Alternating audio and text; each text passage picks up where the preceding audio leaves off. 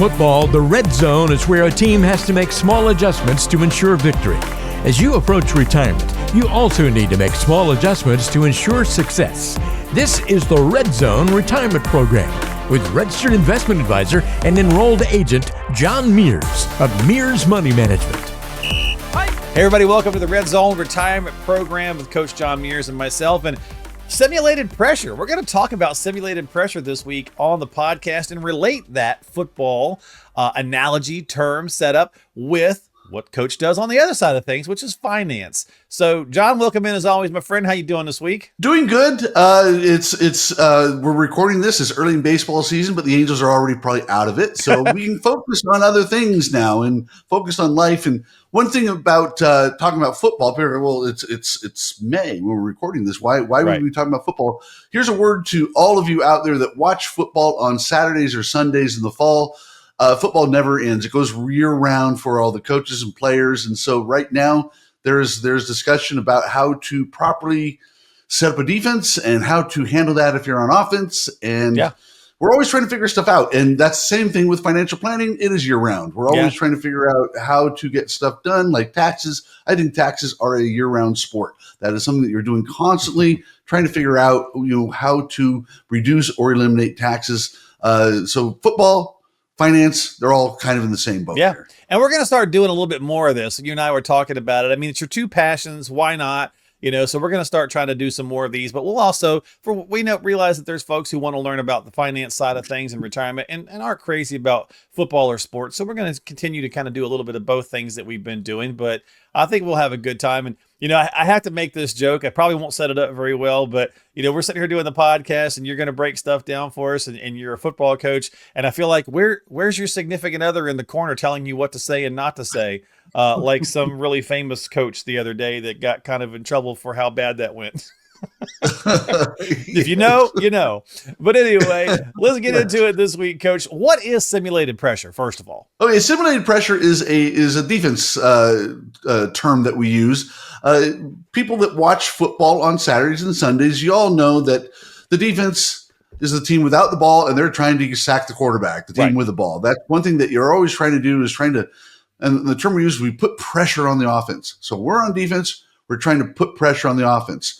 How do we do that, though? If you just rush the same 3 or 4 guys after the quarterback, well, the offense can kind of block those guys every time. They understand your scheme, pressure, right? They figured out your scheme if you don't change it up. They figured out what you're doing. They can kind of plan on that.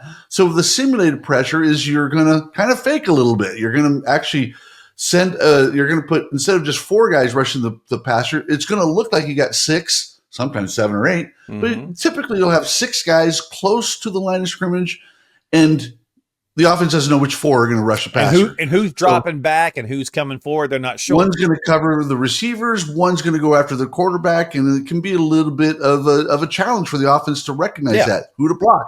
Do I block you? Oh, no, you're dropping off to cover.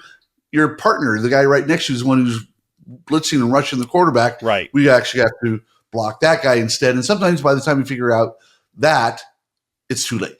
So you're bluffing. You're playing a little poker.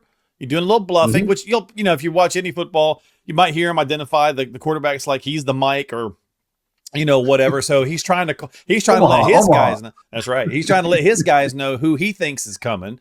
Right. So they're trying to, offense is trying to identify what the defense is bluffing. So that's that simulated pressure. You're kind of bluffing the offense. So yes, controlled chaos, maybe. So one of the things we're trying to do is we're trying to have this controlled environment here from our side. We actually know what's going on. We're not confused. We're trying to create confusion for the offense. Right. Now, one of the things that you can happen, this relates to finances as well. We may see something that's so clever. I've seen defensive coaches do this. This looks so cool, so clever. We're going to confuse the offense, but you end up confusing your own players as well. Right. So one of the things you have to do when you're developing a financial plan, you don't want to have so many cooks in the kitchen, so many different alternatives that your financial plan becomes this jumbled mess. Yeah. You want to kind of keep it coherent where you do there may be a little bit of nuance to your financial plan, but you don't want to have your financial plan be just, everybody's going to get the quarterback or nobody's going to get the quarterback, to the point where you, the investor, you, the retiree, is confused. And this is why when I'm doing a financial plan for somebody that's in retirement, I kind of limit the to-do list to just 2 or 3 things at a time. Okay. If it gets beyond that, people would start getting confused. Same thing if you're kind of trying to coach a defense. You don't want to have 80 different things. You want to have just 2 or 3 guys out of all those players. Only 2 or 3 really kind of got to know what's going on. The other guys just keep doing their job that they've always done. Well, we kind of feel like, the offense that's getting pressured as folks, getting closer to retirement or whatever, because we're kind of surrounded, right? We kind of like we're getting bombarded with news media constantly. We're obsessing over what the market does on a day-to-day basis, which isn't a good thing. You shouldn't do that anyway, right? We're worried about what taxes are going to look like. Are they going to change? Whatever, right? So that's that pressure kind of building on us. And that's then when you need to design an offensive scheme, right, to handle it. Correct. So let's flip this to the other side. So let's put it on the offensive side, and you have this evil defense that's trying to do all these things to you. Right. So there is chaos on the other side of the ball, or so it appears, and that is the financial media. Right. You see all the talking heads on TV. Your brother-in-law who invested in a fly-by-night, but somehow it hit it and it made it big, and you kind of go, "Wow, could I do that too?" The politicians, they're always sticking their nose in things as well. And then the markets themselves can be extremely volatile, as we're seeing this year. Sure. So there's a lot of chaos over there. However, on offense, when we see this, we still have to have rules because, again, if only 4 guys are rushing the passer, we have to discern what is real and what isn't real. And so that is what you have to do. You have to have certain rules, and you have to be able to adapt. So if you are, I'm going to get a little technical here, folks. If you're an offensive tackle, that's the last guy on the edge of the offensive line trying to block somebody. You actually have to look at 2 people rather than 1 person. You have to kind of see who is actually the problem and who is the illusion, who's not really the problem. Okay. So you can know who to block. Right. So that's important to know. So that is something that we, as we're doing a financial plan, you have to know what is important and what is less important or unimportant even. So that is part of what we're doing with our financial plan. Cut out all the noise, cut out all the falsehoods out there, and just focus on, we are looking at this and we're looking at that, such as we're trying to determine our distribution rate. We're trying to figure out what that is. We don't have to worry about whether the market's up or down all the time. As long as we have our guardrails, we know that is what we have to focus on, not what all the volatility that's going on in the market. Same thing with a quarterback. A quarterback has to identify all this as well. The quarterback has to see what is real and what isn't real. And again, if you can get the quarterback to just focus on the important stuff, again, the distribution rate, making sure our taxes are down. Mm-hmm. So again, if Roth conversions are part of our strategy, you don't have to worry about a lot of this other stuff going on out there with your taxes, as long as we're focusing on the Roth conversion strategy. Now, that doesn't mean we ignore everything else, right? But it does mean this is what our focus is on. And so we don't get confused with all the other chaos that's going out there. Okay. So let me go to kind of my third point in breaking this down a little bit. So misreading the play. So you're sitting there saying, okay, the tackle's got to figure out who's coming, who's not, right? So you're on offense, or in this case, you're the investor or the retiree, right? And you do diagnose this play wrong. What are some things that can happen, right, if you get this stuff wrong? And how do we avoid that? That's the big question. Bad things can happen. Yes. So if you get Joe Theismann, right? If you blow it up, if you mess it up, your quarterback gets Joe Theismann, and you don't want that. Yes, exactly. So you see this all the time on television. I've seen people say this: the quarterback threw it right to the other team. Why'd they do that? Right. We see this all the time. Well, when you're the quarterback, you don't feel that way. You were tricked. You were confused because you saw the guy that was supposed to cover your receiver blitzing. And so you think, oh, nobody's covering my receiver, I'm going to throw it to him. Meanwhile, with a simulated pressure, the defensive end is dropping off to cover and you don't even see him. You get rid of the ball and all of a sudden number 98 catches it with his hands and now you're in real trouble. So that those things can happen. Sacks can happen, interceptions can happen, guys can get hurt. What that is in the real life, how that relates to finances is if you make the wrong decision. Again, if we have determined what your income guardrails are, your distribution plan is, and you decide, oh no, I'm going to panic when the market is down and sell out, you've obviously locked in some losses, but you're also jeopardizing your long-term plan. Okay. So we want to make sure that we don't make those wrong decisions. We don't get tricked into something that I have people coming in all the time. What about this company or that company? Or should we get out of this or do all that? That's where you're getting confused by all the chaos. You're getting confused by the simulated pressure out there. And really, if you still focus on what we planned on, you're disciplined and you stick to that, then you don't make these costly mistakes out there that can actually end up losing the game for you. Great points, Coach, for sure. So you mentioned 6 guys in the box earlier, right? So let's break it down like you would for your guys. In financial terms, who's lining up in your 6-man box? So again, we're going to flip this back to the defense being the good guys and how that affects our financial planning here. So if I'm the defensive coach, everybody has their role. As I said before, it's not like there is controlled chaos from our side. We know what's going on. There's a lot of moving parts to the offense. It can get confusing, but on defense, some of the stuff that we'll have in our box would be budgeting. Budgeting would be a role that a player has, and that is a role that you have in your financial planning. You might have also in the box an emergency fund. Again, that has a role, and a very serious and important role. You have to have your insurance as part of what's going on here.